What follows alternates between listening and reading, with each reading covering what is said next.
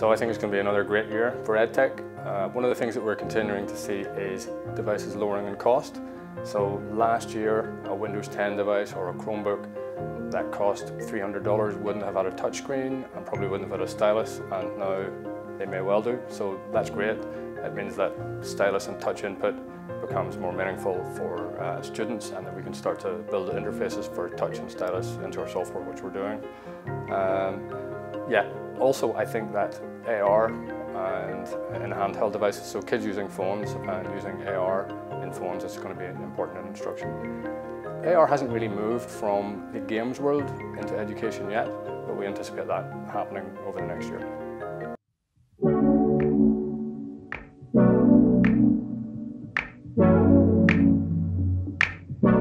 So not in our space, not in the literacy space, but in the technology space, where kids are learning about technology, that is leaping forwards in bounds. When I was at school, we were learning how to program turtles and go like forward 2 steps, turn right, go forward 2 steps. Raspberry Pi have been working with Google, and they've released an artificial intelligence toolkit that allows kids to build tools that will recognize images and classify images as, people or cats or dogs.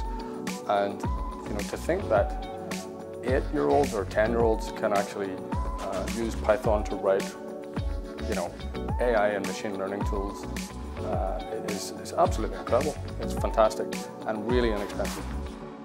Letting kids see what's possible at that age, whenever they're not,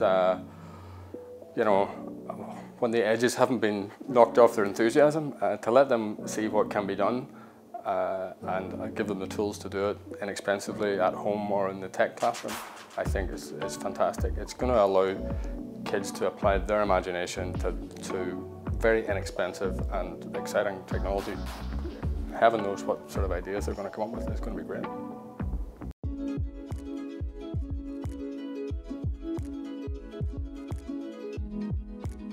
Machine learning is the hot topic at the moment. It's been all over the news. Everyone's looking at AI and machine learning.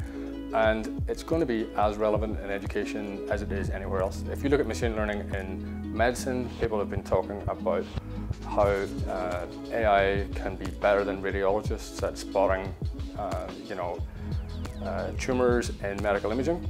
And in the same way, I believe AI and machine learning is going to be able to spot trends in writing that might indicate dyslexia, which is particularly relevant for Texthelp. I see no reason why we don't see, in the future, if you're browsing a web page and you happen to browse onto a link that is not in your first language, pretty often now your browser will say, oh, it looks like this page is in French, do you want to translate it? So what we see in the future is using AI and machine learning to observe kids' learning behaviours and identifying if they need support with reading and writing.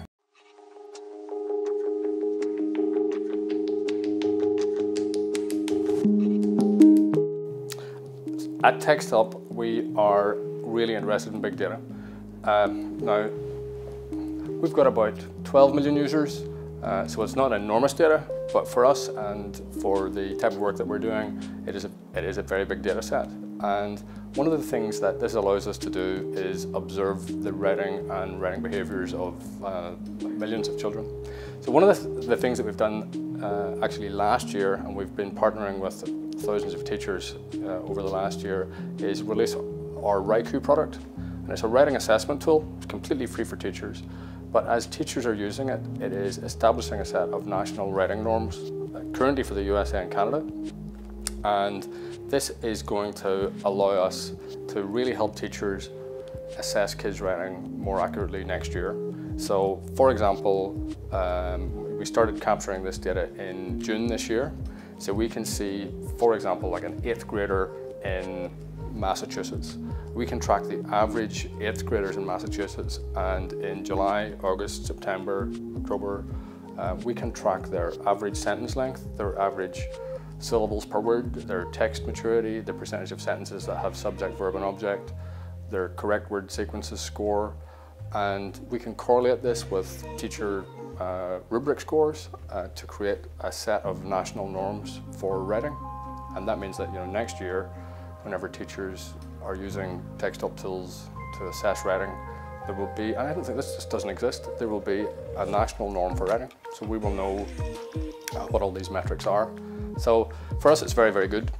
We're collecting, you know, millions of lines of data per day on this, and our goal is to turn this into actionable, useful information that teachers can really use to help assess kids' writing, but not just assess it, but kind of take appropriate instructional steps to, you know, maximize the potential of the kid.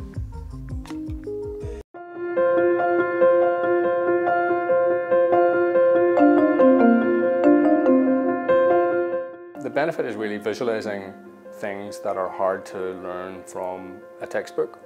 And you know, I spoke about this last year. I was really, really excited about AR last year, and it hasn't really caught fire in education yet. It's going to happen.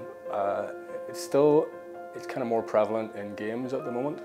But if you want to teach a kid how a heart valve works, and you have to kind of try to learn about it on paper. Learning about it on paper is difficult. Watching a video on YouTube is much better, but experiencing it in VR is just a whole different thing.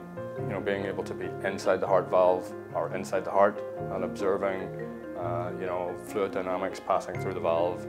That just gives people an intuitive understanding of how something works. They don't have to try to translate it from paper, and that is going to be particularly interesting in, you know, I think science instruction, chemistry and physics, to get an understanding of how molecules bind is just going to be so much better in AR.